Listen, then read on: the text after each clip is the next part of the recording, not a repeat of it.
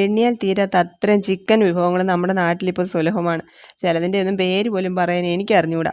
Chicken biryani, chicken fry, chicken roast, butter chicken, palak chicken, chicken tikka, chicken 65, chicken 35, എൻ്റെ ദൈവമേ, അങ്ങനെ എന്തോരം പേരുകളാണ്. ആകെ ഒരു ചിക്കനും ഉണ്ട്.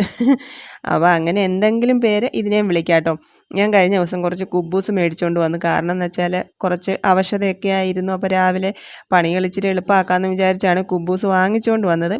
പക്ഷേ അതിവിടെ കൊണ്ടുവന്നപ്പോഴത്തേക്ക് കുബൂസിന് എന്തെങ്കിലും കറി വേണമല്ലോ. അപ്പോൾ ഞാൻ കുറച്ച് ചിക്കൻ എല്ലില്ലാത്ത കഷ്ണങ്ങൾ മാറ്റി വെച്ചിട്ടുണ്ടായിരുന്നു.